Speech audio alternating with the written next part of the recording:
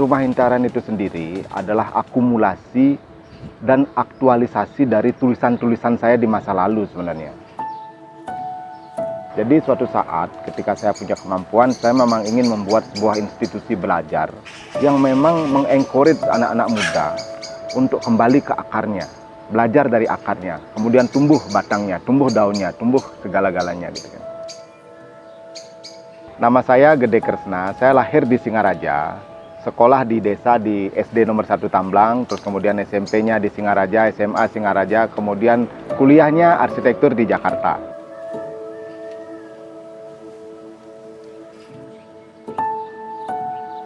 Dapur itu bagi masyarakat Bali selalu menjadi yang utama dan pertama gitu kan. Utama maksudnya kalau orang membangun rumah, dapur itu pasti ditempatkan di tempat yang paling strategis, paling depan gitu kan. Kenapa ditempatkan paling depan? Kenapa dibuat paling awal gitu kan? Karena dapur itu multifungsi. Jadi sebelum kita bisa membangun bangunan-bangunan yang lain, di dapur kita memasak, di dapur kita tidur, di dapur juga kita sembahyang.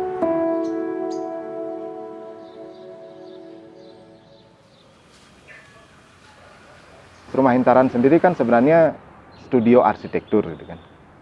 Tapi beberapa tahun belakangan ini kita berpikir bahwa arsitektur itu mungkin bukan yang paling penting dalam semesta kehidupan kita gitu kan. Ada yang lebih penting daripada arsitektur. Apa itu? Pangan.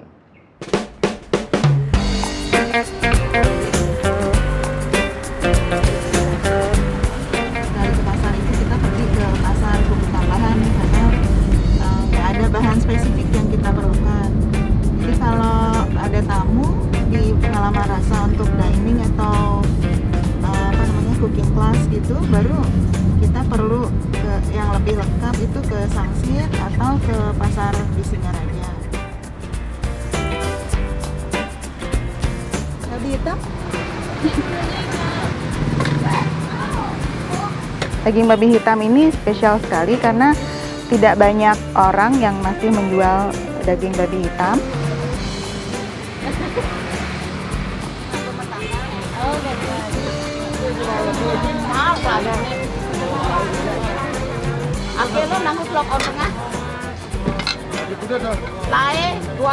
Kalau di pasar Sangsit semuanya lebih lengkap, jadi pilihan-pilihannya lebih banyak buat saya.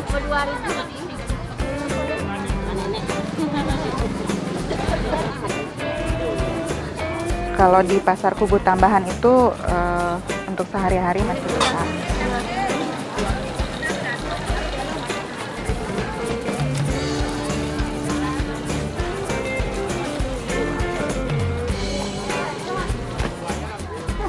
Kepala ikan tuna 5.000.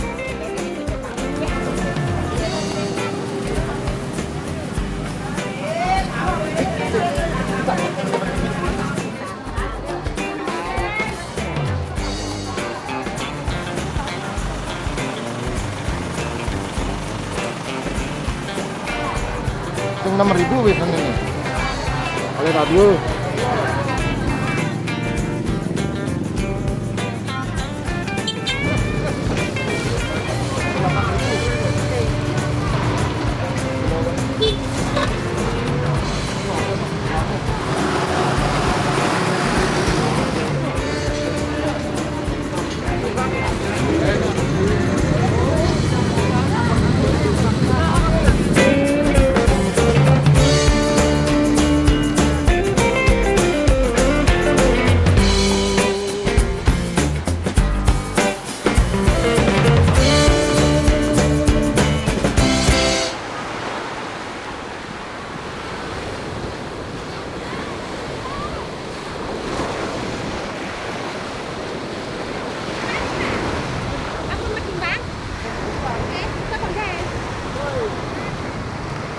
Ada sekopin. Saya nggak ada pernah. Udah habis katanya.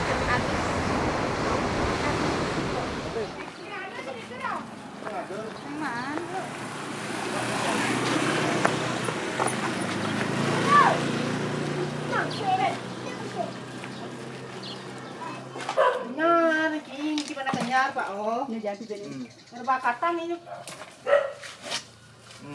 Enak tuh. Aja kudu aukun. Ada kresek loh. Oh, kudu nek. Aja. Ini namanya. Lalu nunggu kresek.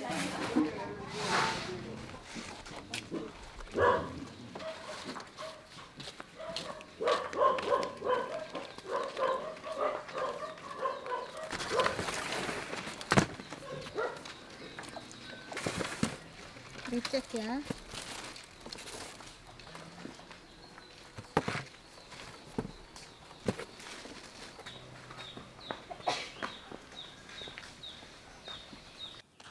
Nah, dapur itu sendiri bahasa Balinya kan paon gitu kan. Nah, paon berasal dari kata peawuan, kata dasarnya awu atau abu gitu kan. Jadi saya yakin sekali kalau yang disebut dapur itu adalah yang menghasilkan abu. Jadi kalau tidak menghasilkan abu itu namanya bukan dapur tapi kitchen. Ya, beda sekali filosofinya. Filosofinya di dapur-dapur kita itu adalah kita ini healing, meditatif, kontemplatif gitu kan. Makanya buat orang Bali itu dapur itu adalah tempat yang sangat sakral gitu kan. Kalau orang-orang tua kita bahkan selalu mengatakan di dapur itu kita tidak boleh bersedih, kita tidak boleh menangis, kita tidak boleh berkata-kata kasar gitu kan. Kenapa? Ya itu tadi karena dapur ini sakral gitu kan. Kenapa kami membuat pengalaman rasa itu awalnya karena kami gelisah gitu. Di luar itu banyak makanan, tapi kok sedikit sekali yang sesuai standarnya kami gitu. Buat anak-anak terutama anak-anak kami dulu. Ya di situ saya pribadi mulai belajar lagi untuk gimana sih masakan tradisional itu. Lalu mulai lagi mencari bahan-bahan yang sedekat mungkin dari kami. Dan itu utamanya untuk anak-anak kami dulu. Ketika kami punya anak, kami berpikir bahwa hal paling mewah yang paling mungkin yang bisa kami berikan kepada anak-anak kami adalah makanan yang sehat. Dan itu sulit sekali didapatkan di pasar-pasar, di masyarakat segala macam. Karena apa? Karena hampir semua sudah terkontaminasi.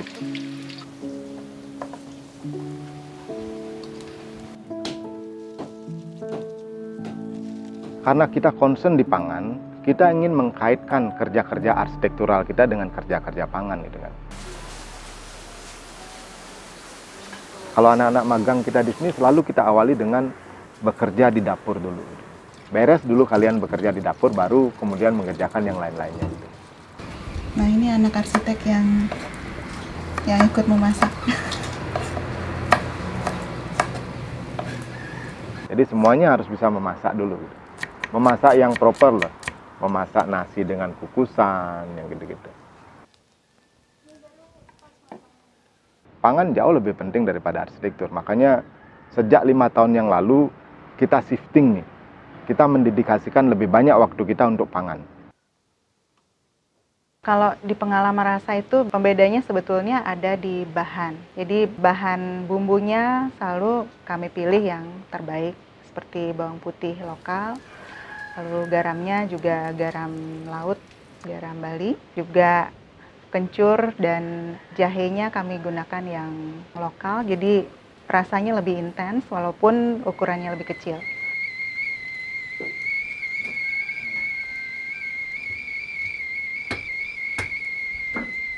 Mungkin saya harus kenalkan ini ya. Ini parutan. Terbuat dari apa? Terbuat dari rotan gitu. Ini durinya rotan itu. Ya. Banyak orang bahkan hari ini tidak tahu bentuknya rotan itu seperti apa gitu kan. Apalagi digunakan sebagai parutan.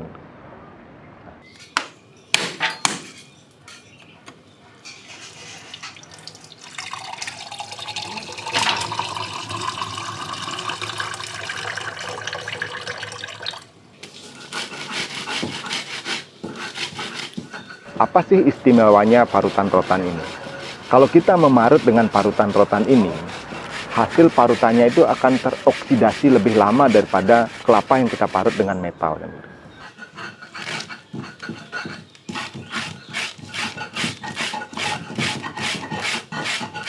Beberapa tahun yang lalu saya menulis buku yang berjudul Revolusi dari Dapur. Revolusi dari Dapur itu bercerita tentang hal-hal yang sangat substansial yang ada di dapur-dapur kita gitu kan. ada 21 macam produk yang seharusnya tidak ada di dapur-dapur kita.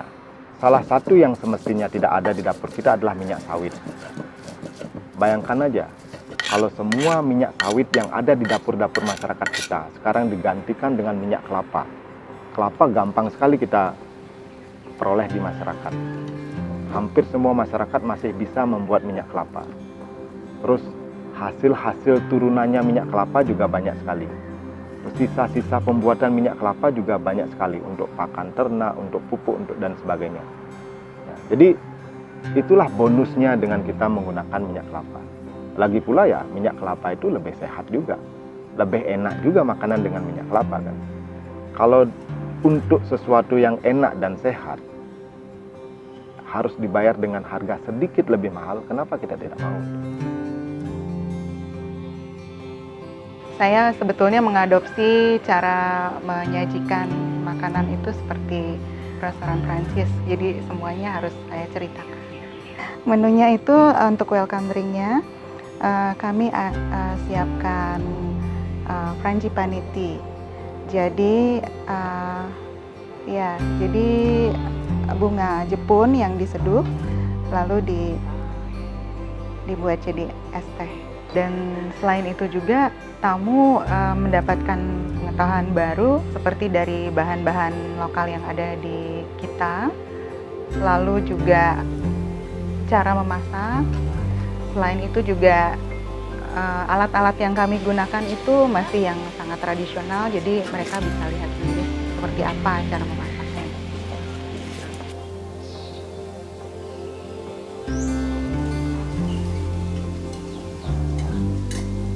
Pada awalnya kita banyak sekali melakukan workshop-workshop atau kegiatan-kegiatan untuk membelajarkan diri kita sendiri dulu gitu kan.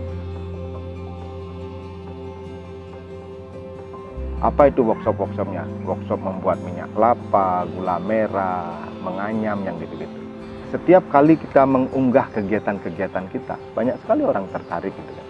Karena banyak sekali orang tertarik untuk belajar di Rumah Intaran, sekalian aja kita bikin ruang belajarnya.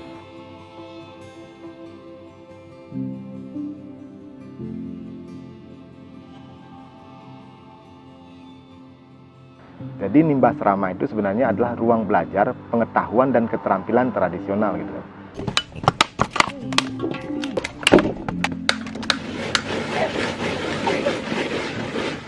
Kemudian modelnya Nimbas Rama ini kita mengikuti modelnya pesantren. Model pembelajaran kita di masa lalu adalah nyantrik. Kita akan datang kemanapun tempat di mana ada guru yang kita anggap kredibel untuk memberikan pengetahuan dan keterampilannya. Nah, itu tidak dibatasi oleh usia.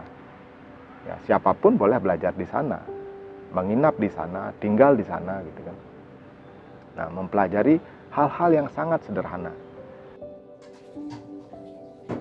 Semua tradisi yang ada di Bali ini mengajarkan kita untuk hidup lebih baik. Gitu.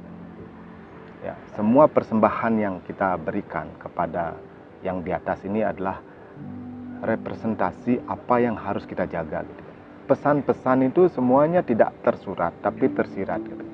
Dan terbaca dengan jelas dari apa yang kita persembahkan.